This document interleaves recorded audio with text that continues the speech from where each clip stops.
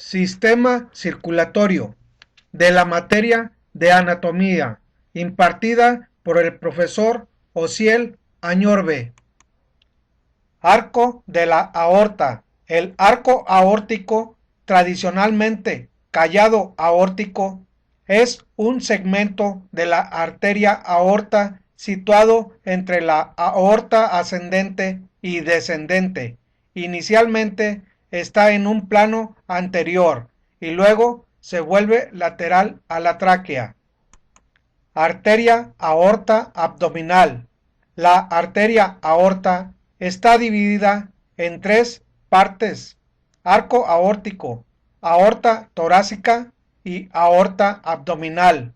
La aorta abdominal es la parte más distal de la aorta propiamente dicha. Comienza a la altura del músculo diafragma, junto al borde inferior del cuerpo de la T12 y termina en las arterias ilíacas. Arteria branquial. La arteria branquial, también conocida como arteria humeral, es la arteria del brazo.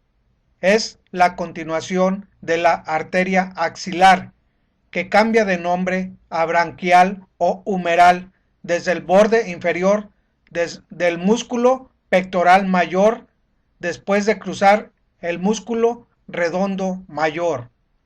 Sigue su trayectoria hacia abajo y hacia adentro y se coloca medial al músculo bíceps branquial, llegando hasta el canal bicipital interno, donde se divide en dos ramas terminales, la arteria radial y la arteria cubital o unlar.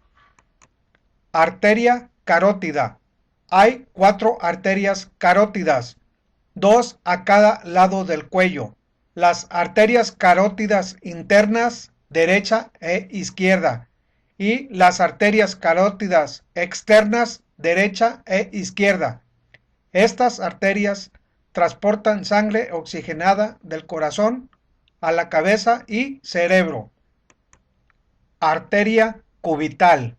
Es una arteria que se origina como rama terminal interna de la arteria humeral, acompañada por sus dos venas salientes. Va desde el centro del pliegue del codo, por el borde interno del brazo, hasta el lado interno de la región palmar. Es satélite del nervio cubital.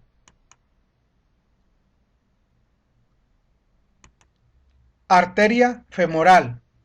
Comienza en el triángulo femoral, por detrás del ligamento inguinal, donde la arteria ilíaca externa pasa a recibir el nombre de arteria femoral, que recorre en su trayecto inicial la parte anterior del muslo. En este segmento también recibe el nombre de arteria femoral común, la cual abandona el triángulo femoral a través de un ápice por debajo del músculo sartorio y emite la arteria femoral profunda, que proporciona sangre al muslo.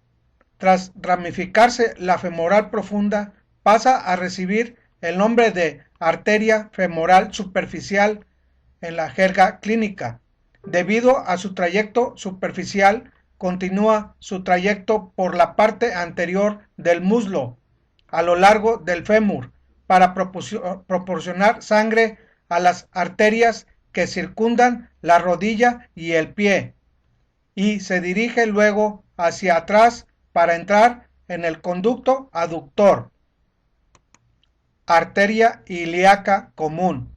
Las arterias ilíacas comunes o tradicionalmente ilíacas primitivas son dos grandes arterias de aproximadamente 4 centímetros de largo en los adultos y más de 1 centímetro de diámetro, que se originan de la bifurcación de la aorta. Las arterias se extienden hacia abajo y hacia afuera de la línea media, a lo largo del borde medio de los músculos psoas, en estrecho interior de la pelvis, donde se bifurcan en arterias ilíacas externas y arterias ilíacas internas. Arteria radial. La arteria radial es una arteria del antebrazo que se origina como rama de bifurcación externa de la arteria humeral. Arteria renal. Es una arteria voluminosa del cuerpo humano que nace directamente de la aorta abdominal y provee vascularización al riñón, al segmento inicial de la vía excretora y de una parte de la glándula suprarrenal. Vena cava inferior. La vena cava inferior es un tronco venoso o vena de gran calibre en el cuerpo humano que retorna sangre de los miembros inferiores, los órganos del abdomen y la pelvis hasta la aurícula derecha del corazón. Es la vena satélite de la aorta abdominal y reúne el retorno venoso de todas las venas infradiafragmáticas. En el ser humano suele medir como promedio 22 centímetros de longitud, de los cuales 18 centímetros corresponden a su recorrido en el abdomen. La vena cava inferior tiene un calibre de 20 milímetros en su porción más inferior, mientras que llega a los 30 milímetros en su porción superior, con dos ensanchamientos a nivel de los riñones y otro por encima del hígado. Vena cava superior. La vena cava superior es una de las dos venas más importantes del cuerpo humano. Es un tronco venoso o vena de gran calibre que recoge la sangre de la cabeza, el cuello, los miembros superiores y el tórax. Se inicia en la unión de las dos venas branquiocefalíticas, pasa directamente hacia abajo y desemboca en la aurícula derecha.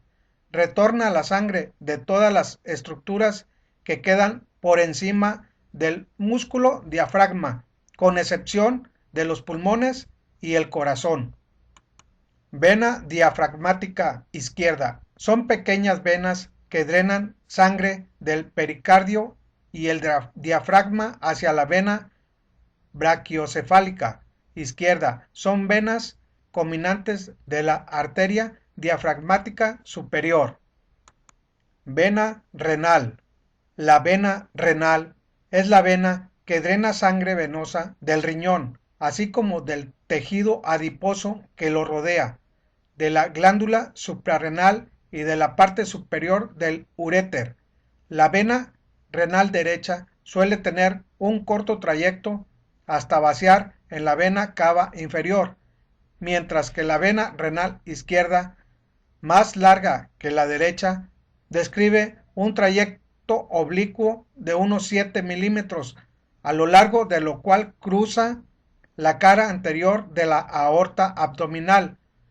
Por razón de la asimetría de la vena cava inferior, es frecuente que la vena renal izquierda reciba anastomosis de la vena diafragmática izquierda, la vena suprarrenal izquierda, la vena testicular u ovárica en mujeres y la segunda vena lumbar.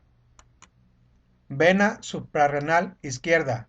La vena central de la glándula suprarrenal es una gran vena única en la que se vacían las diversas venas de la superficie de la glándula suprarrenal. Continúa a nivel del ilio como vena suprarrenal. Vena testicular u ovárica en mujeres. La arteria testicular es una arteria que se origina como rama visceral de la porción abdominal de la aorta. Es una arteria par, existiendo un par para cada testículo. Es la equivalente en el hombre de la arteria ovárica, ya que los testículos están localizados en un lugar diferente a su equivalente a la mujer. La arteria testicular presenta un trayecto diferente al de la arteria ovárica. Vena yugular. La vena yugular externa desciende desde el ángulo de la mandíbula hasta la parte central de la clavícula. Desemboca en la vena subclavia. Drena la sangre que proviene en su mayor parte del cuero cabelludo de la cara. Se origina por la unión de la vena auricular posterior y la vena retromandibular, cualquiera de los dos grandes vasos situados en el cuello que reciben la mayor parte de la sangre del exterior del cráneo y de las estructuras profundas de la cara.